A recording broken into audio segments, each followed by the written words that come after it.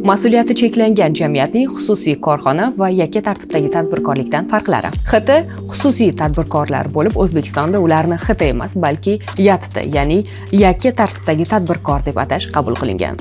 YATT yuridik shaxs tashkil etmasdan tadbirkorlik faoliyatini amalga oshiradigan jismoniy shaxslar. Bu shakl ro'yxatdan o'tishning osonligi va soddalashtirilgan soliqqa tortish tartibi tufayli kichik tadbirkorlar uchun biznes yuritishning ommabop usuli hisoblanadi. MChJ mas'uliyati cheklangan jamiyat ta'sischilaridan alohida huquqiy subyekt bo'lgan yuridik shaxs. MChJ murakkabroq tuzilishga ega bo'lib, ro'yxatdan o'tkazish uchun ko'proq hujjatlar talab etiladi va ancha ko'p hisobotlarni yuritadi. Ammo bu ta'sischilarning cheklangan mas'uliyati kabi muhim afzalliklarni ham beradi.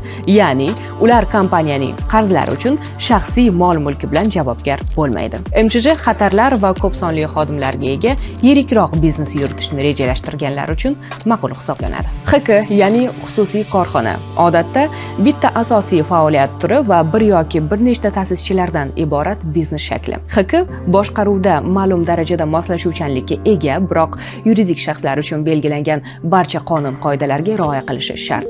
Soliqqa tortish va majburiyat nuqtai nazaridan HK MChJga o'xshash, ammo ko'pincha unchalik murakkab bo'lmagan boshqaruv mexanizmlariga ega.